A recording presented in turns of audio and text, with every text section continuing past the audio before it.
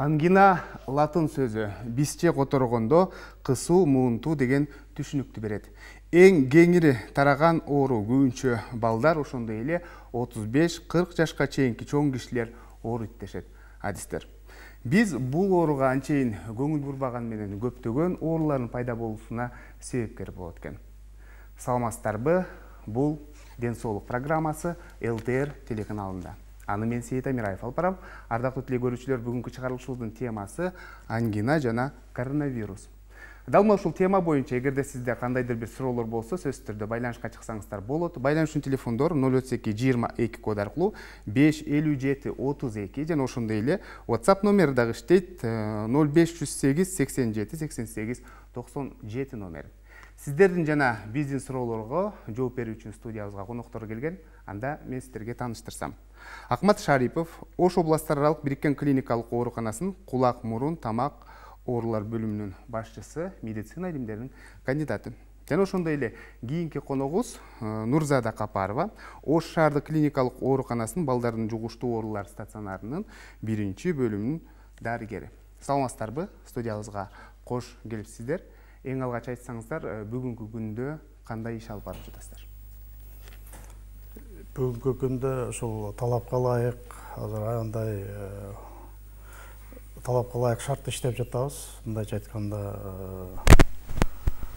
биздин оорукана Ош областар аралык бириккен оорукана. Азыркы күндө мындай жакшы иш алып барып атат коронавирус боюнча. Себеби жанагындай чистая зона, грязная зона деп таза, анан кийин жана оорулар үчүн, температура ишелер үчүн зоналарды бөлүп койгонбуз.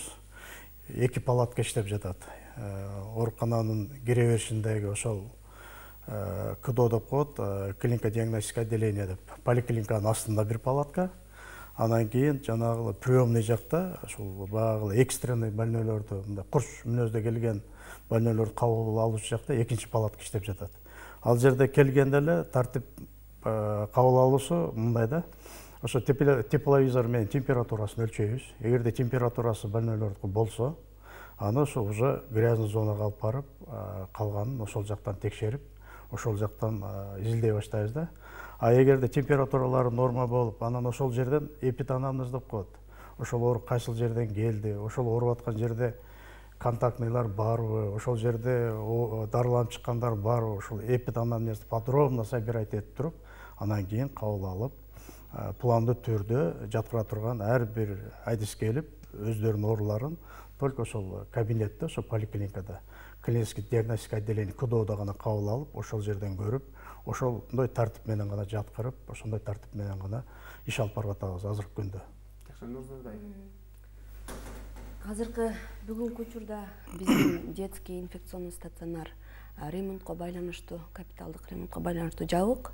Буга чейин чартерный рейстен келген элди обсервация кылып, жаткырып карап жүрдүк. Уже азыркы убакта жабык ремонтко.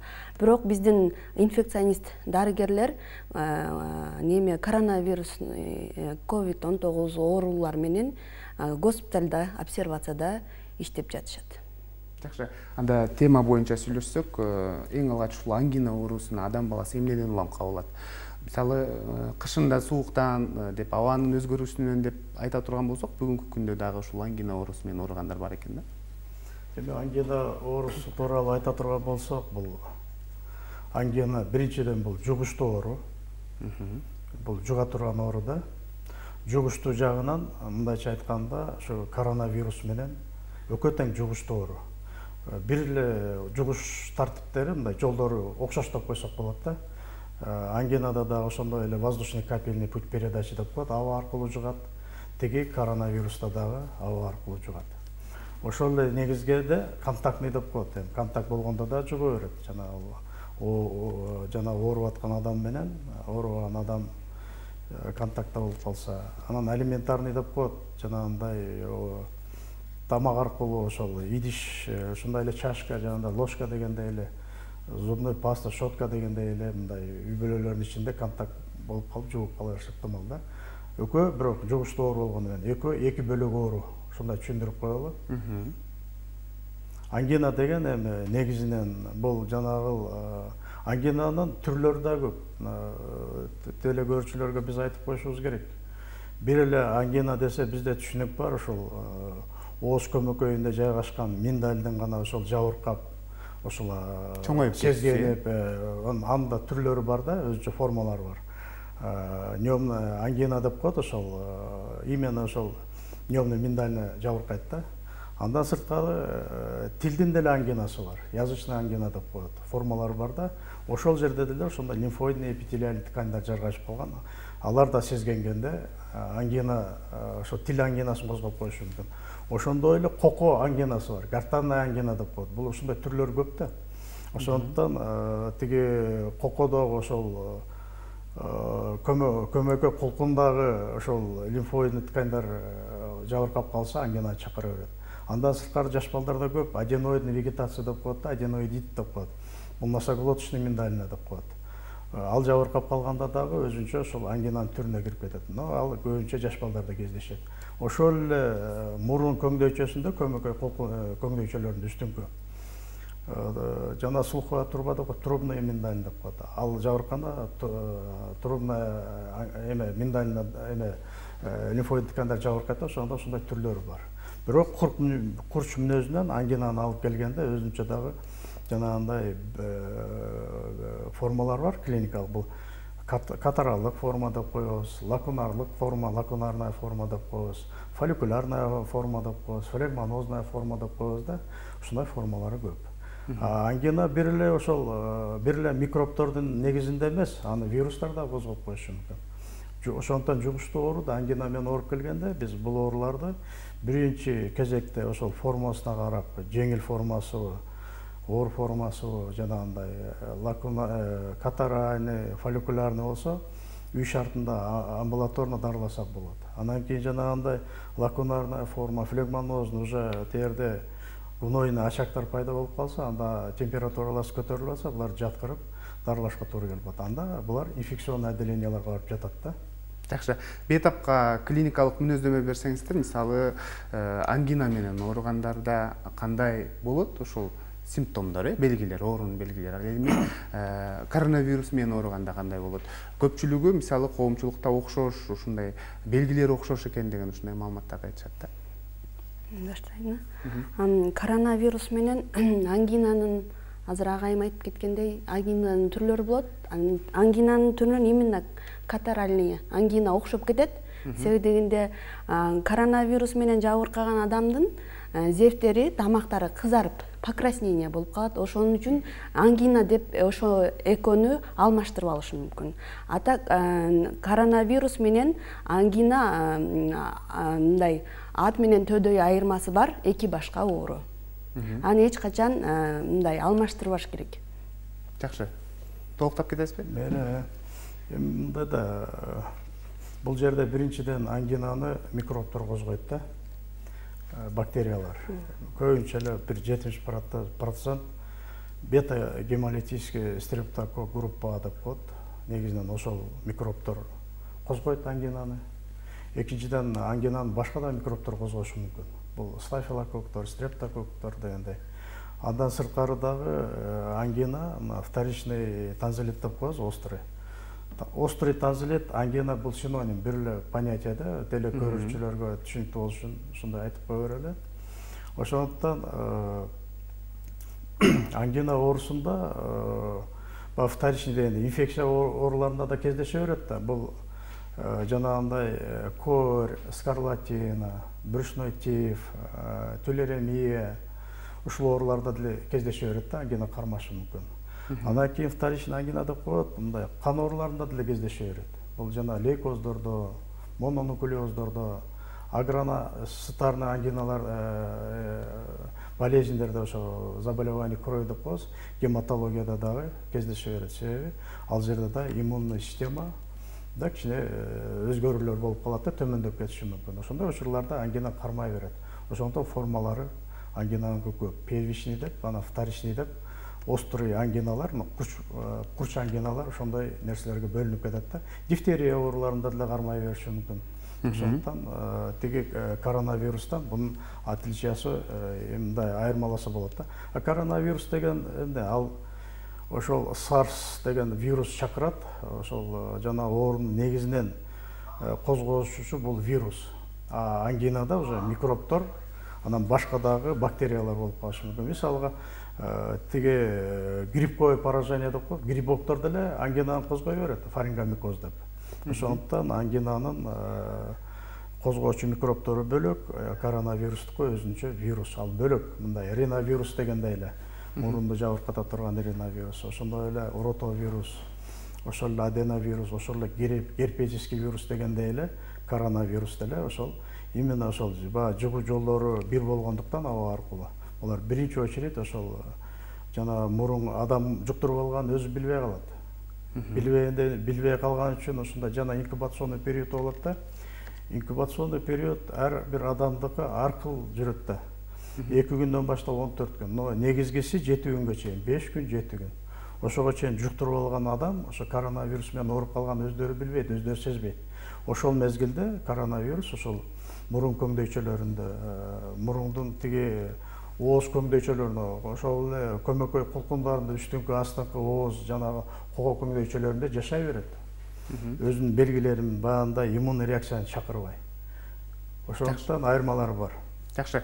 Ушул убакка чейин мисалы коронавируска кабылып, анан же болбосо ангинага кабылып, бирин-бирин алмаштырып келген бейтаптар болду? Болду. Неге болбойт экен? Биринчи булар ооруганда эле коронавирустун эң негизги симптомдорун айтып коелу, ошо көрүүчүлөр үчүн. Биринчиден температура көтөрүлөт.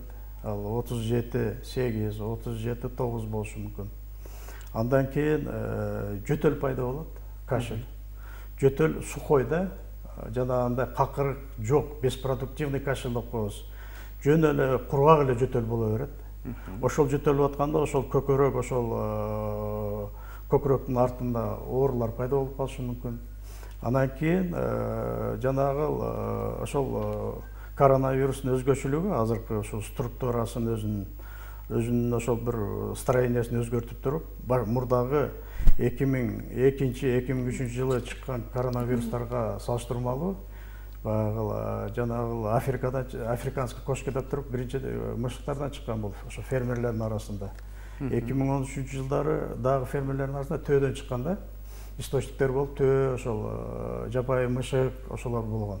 А эми мына 2020 жылы уже жарганаттан чыгып атпайбы, тиги летучий мышыктан. Чынында источниктери. Ошолор аркылуу келип адамга жугуп атат да. Но азыркы күндө эч ким айта албайт. Может адам ооруп туруп ошол жаныбарларга обратный связь деп коет. Может жарганатка жуккандыр, может төөгө жуккандыр, может жапайы мышка жуккандыр дегендейчи. Ошондуктан буну азыр дагы көп нерселер коронавирусту бүгүнкү күндө азыр бүт окумуштуулар изилдеп атат да, ушул тараптардан дагы. Жакшы, кийинки суроону задайын сизге. Оорудан сактануу жолдоруна токтолуп кетсеңиз. Мисалы, мына жарым жылга чукулдап баратат, чындыгында ушул коронавирустан сактануу боюнча ушул дүйнө телеканалдарында, ошол эле Кыргызстанда да айтылып келет. Андан сырткары мисалы ангинадан ушул бири-бириңе жуктурба сактан дегенде, мисалы аз эле болгондо коомчулукта ушул боюнча токтолосуздар. Коронавирус боюнча сактануу боюнча көп эле маалыматтар берилип атат. Карапайым эл баары эле түшүнүп калыш керек. Бирок дагы эле айтып кое берейин. Жөнөкөй эле эрежелерди сактасак, ошол коронавирустан алдын алсак болот да. Эми бул жөнөкөй эреженин биринчиси бул дистанцияны, аралыкты сактоо, көпчүлүккө барганда 1 метрден жогору дистанцияны сактоо, сөзсүз түрдө бет маска тагуу, андан кийин антисептик колдонуу. Андан кийин дайыма эң кармаган обычный буюмдардан телефонубуз, акчаларды дагы эң кир буюмдарга бул телефон менен акча кирет. Акчаны дайыма кармагандан кийин колун самындап жууп, антисептик менен сөзсүз обработка кылыш керек. Эгер акча дайыма мондой кылып өзүнүн акчасы болсо, если чындап сактайм эрежелерди деген болсо, кагаз буюмдарды үтүк менен үтүктөп ушул үтүктөсө дагы ушул коронавирус ысыкка тез өлөт. Ушулда да жакшы сактайт. Анан телефондорду азыркы жаштар наушниктерди 70% спирт менен арчып тазалап турса болот. Ушул эрежелерди эле жакшы кармаса, өздүк гигиенаны жакшы сактаса, коронавирус менен толук оорубашы ыктымал. Жакшы. Ангинадан сактануу. Мен азыр кичине кошумчалап койбоймунбу? Макул. Эми коронавирусту биз ушул токтотуп, ушудан кутулуп, ушуну жеңебиз десек, бир эле ушул врачтардын айткан кеңештерин берип аткан маалыматтардын баардыгын элибиз туура кабыл алыш керек. Анан бир эле врачтарга таянбастан эл жапа-тырмак баардыгы бирге күрөшсө, биз коронавирусту жеңе алабыз да. Жалгыз эле врачтардын колунан келбейт. Муну ачык эле айтыш керек. Себеби мына личный гигиена деп баары сөз болуп кетти.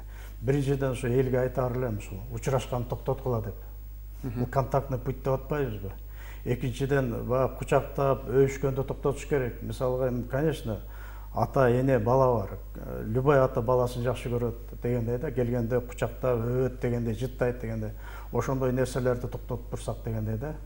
Анан үчүнчүдөн ушул коронавирустун бир белгилери пайда болуп калганда биз айтып кетпедикпи, жанагындай жөтөлүп же чүчкүрүп пайда болуп калса да, мурдунан бир баанда бир слиздер, мындай чоорчактар выделение болуп калса, алар сөзсүз түрдө маска кийиш керек. Анан жөтөлгөндө дагы ошол оозун жабыш керек. Ошол чыканагы менен жабабы, маска менен жабабы. Ушундай нерселерге көп көңүл бурбаса, буну токтотуш кыйын да. Анан коллегам жакшы айтып кетти. Мына базарларда аягында аралыктарды алыс кармаш керек да. Эл көп жерлерде, маршруткаларда болобу, тиги банктарда болобу, кайсыл жерде эл топтолгон жерге барбаганга аракет кылыш керек. Көбүнчө азыр бүгүнкү күндө айтып кетели, жаштар ишенбейт бул оору барына. Барбы бул жокпу деп кайерде болбосо ушундай суроолорду бизге берип атышат да. Негизинен түшүнүк менен жаш кабыл алган бул пенсионный возрасттагылар болуп атат. Себеби алар билип атат, түшүнүп атат. Ошондон алар самоизоляцияга кетип атат. Ал возраст ошол биздин улгайып калган өзүбүздүн агаларыбыз, эжелерибиз мындайча айткандачы. А көбүнчө жаштар азыр көрүп атасыңарбы көчөдө маска кийгенде эч ким жок. А күндөн күнгө көбөйүп атат. Мына статистика боюнча бул азайган жок. Анан бир где-то бир процент 80-85% жеңил формада өтүп атат да. Бул бир Кудай сактаган деп коебуз жанагындай. Көбү ооруганда билбей калышы ыктымал да. Ошондуктан баардыгыбыз жапа-тырмак, мындайча айтканда, бир эле медиктер эмес, бир эле жанагындай өкмөт эмес, мындайча айтканда, баардык эл биргелешип туруп, ата-энелер баардыгы биргелешип күрөшүп, ушуну туура кабыл алса, ошондо биз тез ушул акыбалдан чыгып кете алабыз. Жакшы. Кийинки суроо телекөрүүчүдөн келиптир, саламатсыздарбы дейт. Жаш балдардын дейт тамагы кызарып, тамагы ооруганда дагы температура берет го дейт. Ушул айырмачылыгын кантип билсек болот деген суроону калтырдык. Ооба, мамаша туура эле суроо. Бардык сасык тумоолордун түрүндө тамак кызарат. Катаральный ангина болот. Азыркы учурда бул сасык тумоону баарыбыз жакшы билебиз, баарыңыздар жакшы билесиздер. Бул сезонность, дайыма өзүнүн сезонунда гана оорулат, жай мезгилинде сасык тумоо жок болот. Азыркы учурда сасык тумоо жок. Азыр ошондой белгилер болгон болсо, азыр только коронавирусный инфекция. Ушул азыркы учурда ушул инфекция жүрөт. Сасык тумоо вирусу жок деп эсептелет азыр. Сезону келе элек алардын. Бирок ал дегениз менен эл арасында муздак, бал муздактарды жеп, же муздак суу ичип, ушундай ооруп калган учурлар да болот го, ушуга токтолсоңуз. Эгер мынандай кылып, ошондой азыр сен айткандай учурлар болгон болсо, сөзсүз азыркы учурда мурун деле айтып кеткенбиз, азыр мамашалар деле өздөрү балдары чоңойгу чагында педиатр болуп калышат, өздөрү самолечение менен заниматься этет. Азыркы учурда эч качан ошондой болуп атса дагы өз билемдикке салбай, үй бүлөлүк дарыгер деген азыр аябай жакшы иштеп атышат. Үй бүлөлүк дарыгерлерге чалып, эмне кылуу керек, кандай кылабыз? Азыр үй бүлөлүк дарыгерлерге дагы алар обязательно азыр 297 приказынын үстүндө иштеп атышат. Керекпи, эгер если подозрение болгон болсо коронавирусный инфекцияга, ал анализге тапшырат. Эгерде сен айткан эле жөнөкөй ангина болуп калган болсо, өздөрүнүн лечениясын жазып беришет. Жакшы, телегөрүүчүдөн суроо келиптир. Саламатсыздарбы? Эмне үчүн ангина оорусуна жаш балдар көп кабылат? Жана ошондой эле 30-40 жашка чейин. Мен ошого жооп берип коеюн анда.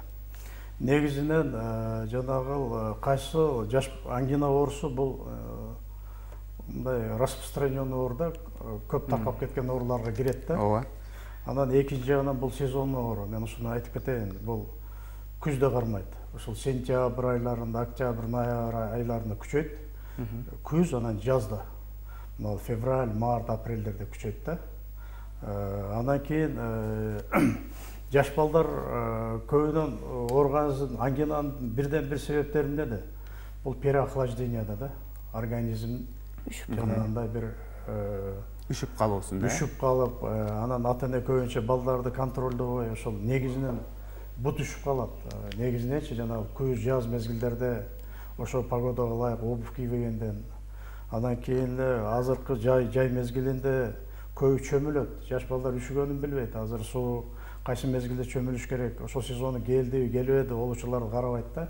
Ошондуктан именно жаш балдарда ооруганда подростковый возрасттарда көбүрөөк кездешет. Школьный возрасттар көбүрөөк ооруйт. Дошкольныйларга караганда. Андан кийин взрослый мына чоң контингент алганда 30-35 жаштагылар көбүрөөк ооруйт. Андан жогору жагы уже бул дневный миндалина деген адамдын жашы улгайган сайын обратно развитие деп коет. Теги объему өзүнчө формасы менет этип атрофияга учурап, ичинерип кете берет. Ошондуктан улгайган возрастта өтө мындай аз кездешет да. Почти кездешсе дагы жеңил өтүп кетет ал формаларычы. Мына жаш балдардыкындай курч мүнөздө кармабайт. Температурасын көтөртүп, жана формаларына ар бир ангинанын формасына жараша деп едик. Мисалга катаральный форма десек, бул кичине коронавируска окшошуп кетиши мүмкүн. Температурасы 37-38ге чейин көтөрүлүп, анан кийин жутунганда тамагында ошол көмөгө кулкундарында оору пайда болуп, жутунганда тамак жанагы оор өтүп, ооруну күчөтүп, ошонун негизинен жаш балдар тамактан да отказ берип калган учурлар да болот да. Андан сырткары дагы жанагындай жаш балдарда судорога менен проявляция этип калышы мүмкүн. Недомогание менен дегенде. Ошондуктан аны ошол үй бүлөлүк дарыгерлерге көрсөтүп, учетко алдырып, дарылаш керек. Себеби ангина оорусу менен ооруган, мисалга 1000 адамдан статистиканы айтып кое берейин, жылына бир 50-60 адам ангина оорусу менен бизге кайрылат. Ошон үчүн ошол ангина оорусу менен ооругандардын ичинен 5-тен 1-inde ангина осложнение берет. Жанагындай ревматизм дегенде, ревматизм ооруларын козгоп коюшу мүмкүн. Ошондой эле теги почканы көбүрөөк поражать этип коюшу мүмкүн. Жанагындай острый хронический гломерулонефрит деп коет бизде нефриттер. Но эң негизинен суставтарда ошо ревматизм, ревматоидный артрит, анан негизинен сердцаны поражать этет. Эндокардит, миокардит деп жанагындай порог сердцаларга чейин алып келип коюшу ыктымал да. Ошондуктан 5-тен 1-inde осложненияларды кездештирип калса болот. А 4-өө айыгып кете берет. Булар учетко алыныш керек сөзсүз түрдө, ошо жашаган жеринен. Жакшы. Маегибизге бир аз тыныгуу жарыялайбыз. Азыр болсо, дал мына ушул темага байланыштуу видео ролик даярдалган эле. Жалпы биргеликте видео роликке көңүл бурсак, андан соң кайрадан жолугушабыз.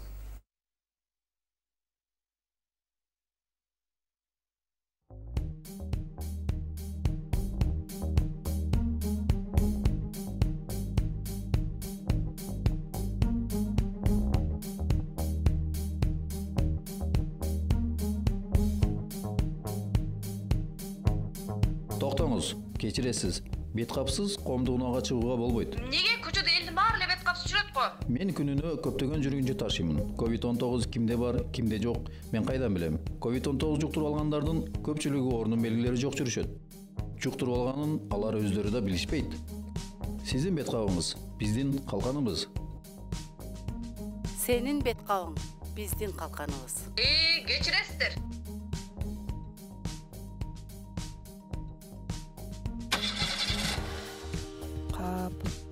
Бет кабылбасам болмок экен. Айдоочу менен жүргүнчө жеп туура айтты.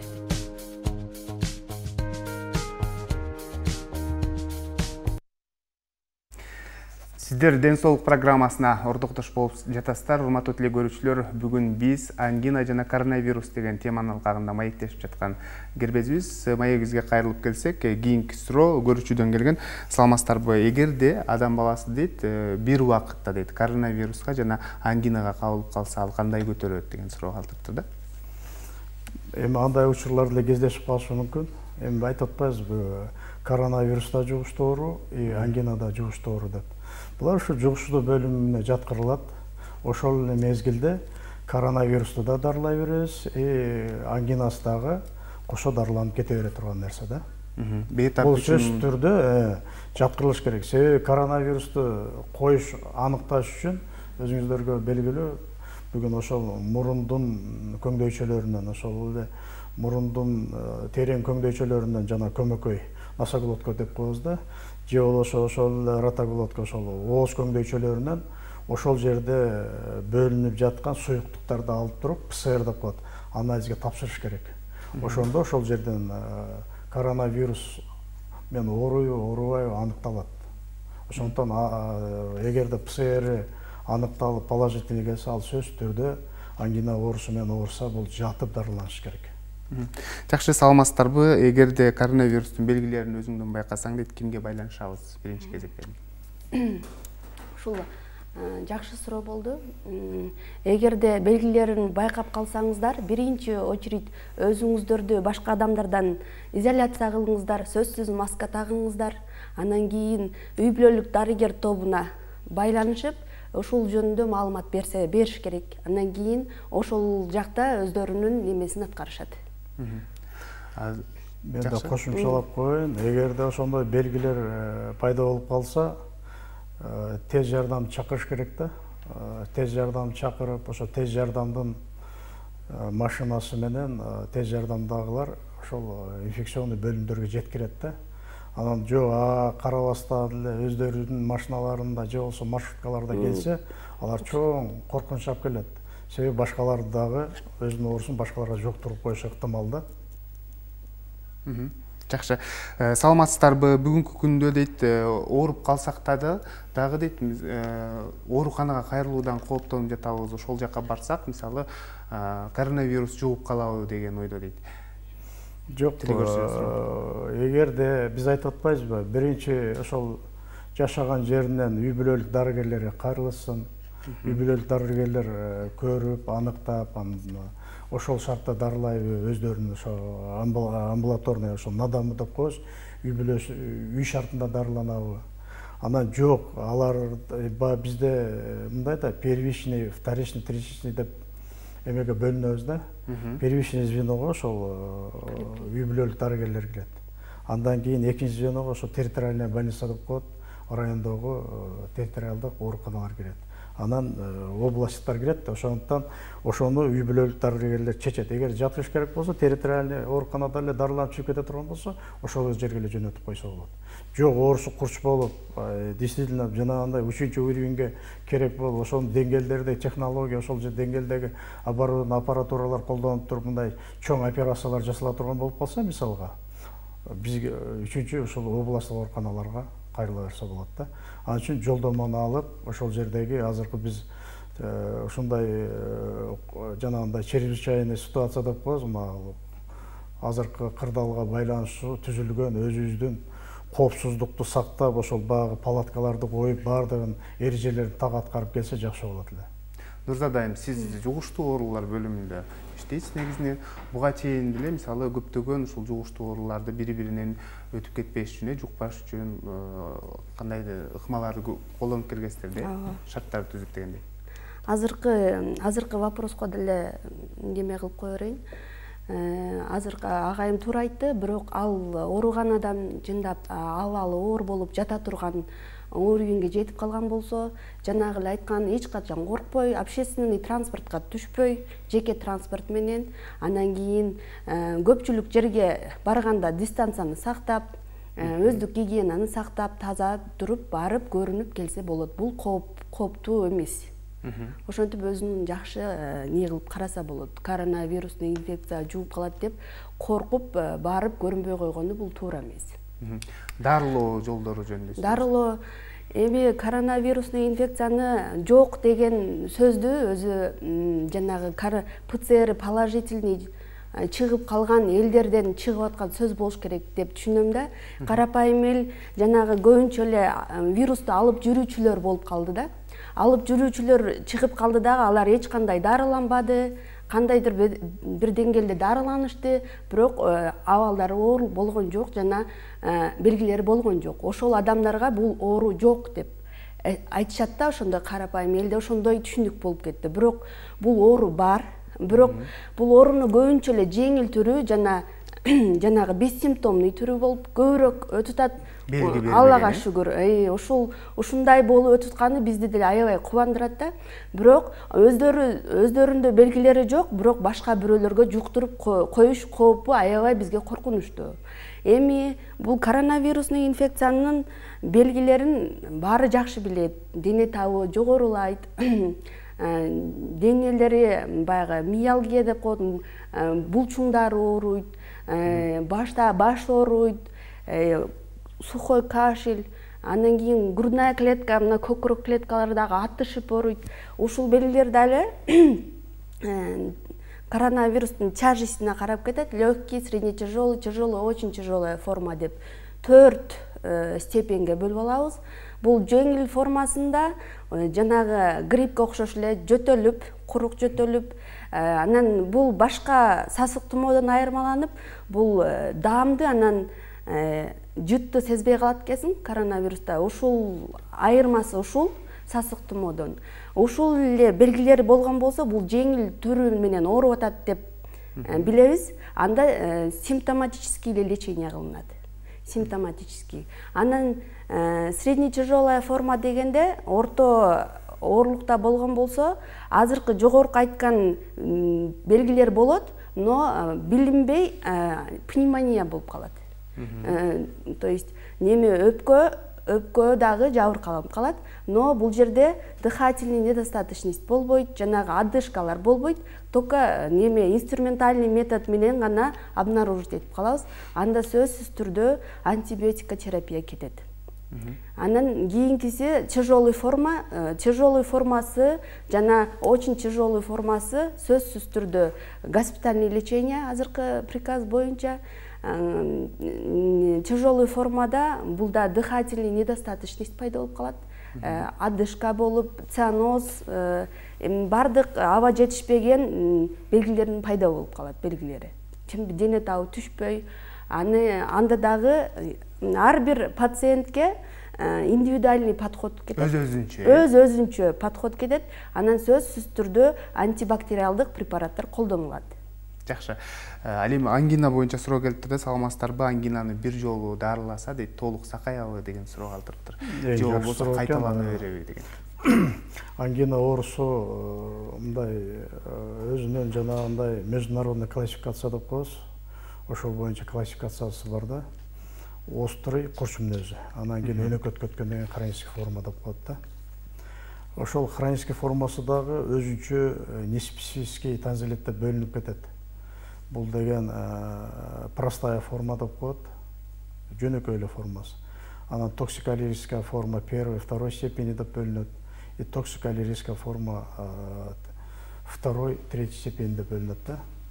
Андан дагы дүйнөлүк медицинада воздун классификациялары боюнча компенсированная форма, декомпенсированная форма деп ушундай формаларына бөлүнүп кетет. Курч формалары мен айтып кетейин, жанагындай катаральный ангина болобу, ошол эле фолликулярный, ошол лакунарный, флегмонозный болор. Буларды дарыласа айыгып кетет. Булар негизинен учетко алыныш керек. Анан кийин убактылуу ошо учетко алынып, ошо дарыгердин көзөмөлүндө болбой койсо, бул оору дагы курч мүнөзүнөн өнөкөт мүнөзүнө өтүшү мүмкүн да, хронический танзилитке. Уже хронический танзилитке өткөндө ангина тез кармай баштайт. Анан ангинанын өзүнүн осложнениялары болот, жанагындай абсцесстерди бере баштайт да, паратанзилит, жаш балдарда парафарингеальный абсцесс, жаш балдарда заглоточный абсцесс деп. Эгерде ушундай осложнениялар боло баштаса, андан кийин тиги өнөкөт формасына өткөндөн кийин ошол миндалинанын өзүндө ачак пайда болуп калат, хронический. Жана лакундарында кожиозный, гнойный пробкалар пайда болуп калат да. ушул формалары уже жанагы коопсуздукту алып келет да. Себеби ошол декомпенсированный форма дегенде ошо абсцесстерди берип, анан кийин ошондой эле суставдар ооруп дегенде ревматизм ооруларын чакыра баштаса, жана ревмат тестилерин тапшырганда положительный боло баштаса, же болбосо жүрөктө кардиограмма кылганда ЭКГда изменениялар пайда боло баштаса, же болбосо ошо почканы аныктаганда почечный тесттерде ошо белоктор көбөйүп, уже почечный изменениялар башталса, анда кайрыла бул формаларын хирургия жолу менен ошол ачакты алып ташташка туура келет да, алдырып таштаган. Бирок курс формаларынын баардыгы бүгүнкү күндө дарыланат, айга турган нерселер. Выздоровление болуп кетет. Жакшы. Телекөрүүчүлөрдөн көптөн суроолор келиптир. Саламатсыздарбы? Коронавирус болгондо температура такай көтөрүлөбү же болбосо бир түшүп, бир көтөрүлүп турабы? Нурзатайым. Коронавирусный инфекцияда дене табы көтөрүлүп, кээ бир адамдарда нормада эле болуп, жанагы катаральный проявлениясы менен болот, кээ бир адамдарда көтөрүлүп түшүп турат. Постоянно кармалгандагы анда уже баягы осложненный формаларында көбүнчө кармалып туруп калат. Жакшы, кийинки суроо дагы телекөрүүчүдөн мурун бүтүп, даам сезбей жатса, эмне кылса болот деген суроо калтырыптыр. Мурун бүтүп, даам сезбей калса, даам деп атат же жана жыт сезбей калса, даам сезбей калса, анда кайрылыш керек ошол эле. Азыр коронавируста бирден бир белгилери деп айтып атпайбызбы? Бул ошол жыт сезиши начарлап кетет мурундун. Экинчиден даам сезиши начарлап кетет. Себеби ал жерде эң негизги ошол обонятельный нерв деп коебуз, языкоглоточный деп коебуз, ошол эле учурда язычный, ошол эле учурда вагустан веточкалар келет да. Коронавирустун кичине бир нервтерге да таасирин тийгизип коюшу мүмкүн. Ошондуктан ошол сезбей калат. Бирок мен бир нерсени айтып кетишим керек. Мына мурундан баштап ошо өпкөнүн ошо астыңкы жолдоруна чейин бул единый орган, единый система да. Анатомиялык жактан караганда дагы ошо слизистый оболочкалардын строениялары, ошонун баардыгы түзүлүшү бирдей да. Ошондуктан ошол слизистый оболочкаларда өзүнүн иммунный системасы бар. Местный иммунитетти выполнять этет. Буну мукозный иммунитет деп айтылат да, негизинечи. Эгерде оорунун иммунитети жакшы болсо, күчтүү болсо, ал сөзсүз түрдө ошол келген вируска карама каршы туруп бере алат да. Себеби иммунный система бул жана организмдин защитный системасы ошол эле микробтор менен эле, ошол эле вирустар менен эле, ошол эле паразиттер менен күрөшө турган система. Ошол ангина, ошол мен дагы ошол жерде кошумчалап кетейин. Ошол необный миндаль, глоточное кольцо Пирогова деген бар. Мурундун ошол мурун көңдөйчөсүнөн ооз көмөкөй көңдөйчөлөсүндө О-образный, кольцообразный жайгашып калган эпителиальный органдарда булар иммунный системанын части, бир бөлүгү. Ушулар кошулуп туруп толугу менен иммунный системаны түзөт. Ошол эле учурда ошол необный миндалиналар, носоглоточный миндалиналар, трубный миндалиналар, язычный миндалиналар, гортанный и боковой стенкалардын баардыгы кольцовидно жайгашып калгандыктан ошол органдарда иммунный клеткалар көп жайгашкан да. Мисалга организмде иммунный система дегенде өзүнчө мындай центральный, периферийский деп бөлүнүп кетет да. Негизинен костный мозг кирет, ошо костный мозгтон бүт иммунный клеткалар работать этет да. Ал кан аркылуу, ошо лимфа аркылуу келтирип, ошондой органдарга, ошо слизистый оболочкаларга жайгашат дагы. Теги сырттан келген инфекциялар менен күрөшөт негизинен.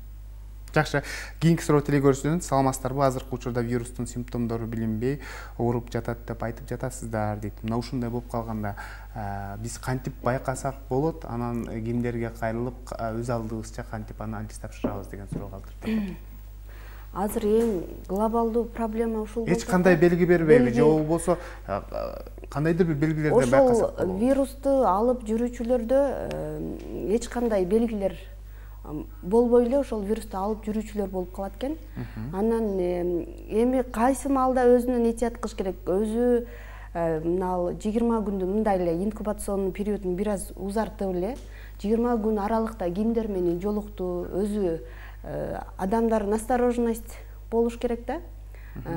Бир жака көпчүлүк жерге барбай, ошолорду подозревать значит барган адам өзүнүн подозревать этет да. Ошол жерлерге, көпчүлүк жерге барбай, эгер барса дагы дистанцияны сактап, анан алып жүрүүчүлөрдө белги болбосо мындай кылып бир нерсе кылып деп айтыш кыйын да. Эч кандай белги бербейт. Алып жүрүүчү болуп калышы мүмкүн. Алып жүрүүчү болуп калышы мүмкүн. Жакшы. Кошумчалап коеюнбу? Бул мындай да көбүнчө ошол школьный, дошкольный, ошо подростковый возраст деп коелу. Ушул жаштарда иммунный системасы толук калыптана элек да, формироваться этип бүтө элек да. Ошондуктан ушул жаштар ооруганда, ошол школьный возрастта, подростковый возрастта ооруганда, коронавирус киргенден кийин, жуккандан кийин иммунный реакцияны чакыра албай калат толук. Ошондуктан аларда иммунный система толук кандуу жанагындай калыптанбаган үчүн, жок үчүн жанагындай бессимптомный протекать эте баштайт. Жана коронавирусчу. Ошондуктан ушул возрасттагылар ооруганын билбей калат да. Андан кийин алар носитель болуп калып туруп, окружающий средага опасность алып келип коюшу мүмкүн. Өздөрү оорубайт, өздөрүнүн иммунитет пайда болуп калды коронавируска, бирок алар ошол вирусту өздөрү менен алып жүрөт. Анан ошол сырттагы окружающийлер жуктуруп коюшу мүмкүн да. Ошондуктан азыркы дүйнө жүзүндө дагы азыр карап көрсөк, ошол жаштар ооруйт, бирок аз кездешип атат. Көбүнчө чоң контингент, взрослый контингент ооруп атат да. Ошондой эске алып коюш керек. Жакшы, көптөгөн суроолор келди, бирок жалпылатып берсем, бул соңку суроолордун бири болсун. Мына ушул ангина бадамсымал безди алып салат дедиңиз го, эгерде иштебей турган болсо. Анан бул сөзсүз түрдө организмдин бир бөлүгү да. Анан кандайдыр бир организмге жардамы бар, пайдасы бар дегендей, анда кандай болуп калат деген дагы суроолор. Эң жакшы суроолор да. Кыскача жооп берсеңиз, маегиңиз бартат. Өзү вообще эле ошол мен айтып аткан эпителиальный клетка деп атпайсызбы, лимфоаденальный кольцо пирогова валдайра деген бар да. Ошол кольцонун ичинен эң чоң орган бул неомный миндалина. Неомный миндалина ошол ооз көңдөйчөсүндө жайгашкан үчүн бул жанагы перекрест деп коебуз. Биринчиден аба өтө турган жол, экинчиден тамак жегенде пише өтө турган жол да, перекрест. Ошондуктан сырткы агенттер менен көп контактта болот да. Ошондуктан любой кирген микроб ошону жанагы сезгендирип коюшу мүмкүн да. Бирок ошол неомный миндалинанын өзүнүн местный иммунитети бар. Мен бул часть иммунной системы деп айтып атпаймынбы? Ошол жерде местный иммунный защитный функциясы бар. Ошол жерде ошол лизоцим, муцин дегендерди өзү вырабатывать этип, ошол микробторго каршы бактерицидный действиясы бар да. Келген микробтун баарын нормалдаштырып турат да. Бир, экинчиден бул неомный миндалина ошо местный иммунный орган болгондуктан нижний дыхательный путьты да защищать этет. Эмне үчүн дегенде жанагы биз иммунный клеткалар деп сөз кылып атпайбызбы? Ошо костун мостун вырабатывать этет деп. Бул лимфоциттер да, Т лимфоцит, Б лимфоцит дегендер бар. Олар вырабатывать эткенден кийин, ошо канга түшкөндөн кийин кан аркылуу, лимфа аркылуу келип ошол органдарга жайгашып калат да. Анан ошо Б Т лимфоциттер интерферон вырабатывать этет. Интерферон бул вирустар менен күрөшөт. Как раз ошо коронавируска окшогондор менен күрөшүп калышы мүмкүн. Түшүнүп атасыздар? Ошондуктан коронавирус тууралуу сөз болуп атат. Риновирустар деле бар да, мурунун челгактарын жабыртаткан. Ротавирустар деле бар. Түшүнүп атасыздар? Бирок азыркы коронавирус өзүнүн структурасын өзгөртүп, жанагындай түзүлүшүн өзгөртүп туруп, курч мүнөзгө айланып туруп, жанагындай мутацияга айланып кетип туруп, башта ошол начальный отдел мурун көңдөйчөлөрүн жабып катса, азыр уже нижний отдел уже легочный ткань альвеолаларга чейин барып поражать этип атпайбы? Ошондуктан ошол неомный миндалинаны бүгүнкү күндө ошол операция кылдырыштын астында кайсыл учурда операция кылдырыш керек деп мен айтып атам. Эгерде ошол неомный миндалин өнөкөт формасына өтүп, аутоинфекция өзүнүн организмине каршы иштеп калган учурда, ачак пайда болуп жерде, ошондой эле ревматизм ооруларын чакырып, уже ревматизм менен ооруп атса, организмди жабыркатпаш, сердцалар, ошол жүрөктө ошол миокард, эндеги пароктор болсо, аны кардиологдор өздөрү эле жөнөтөт, ревматологдор өздөрү эле жөнөтөт бизге. Жакшы. Ардактуу тилек көрүүчүлөр, бүгүн бизде конокто Акмат Шарипов, Ош областараралык бириккен клиникалык ооруканасынын кулак, мурун жана тамак оорулар бөлүмүнүн башчысы, медицина илимдеринин кандидаты. Жана ошондой эле кийинки коногубуз Нурзада Капарова, Ош шаардык клиникалык ооруканасынын балдардын жугуштуу оорулар стационарынын 1-бөлүмүнүн дарыгери болду. Сиздерге рахмат айтабыз. Тема боюнча жакшы маалыматтарды берип, кеңештерди айтып өттүңүздөр. Ишиңиздерде ийгиликтер болсун. Оорубаңыздар. Көрсөтүүнү аяктап жатып айтарым, сиздин саламаттыгыңыз жалпыбыздын саламаттыгыбыз экендигин унутпаңыз. Кайрадан эфир аркылуу амандашканча сак саламатта туруңуздар.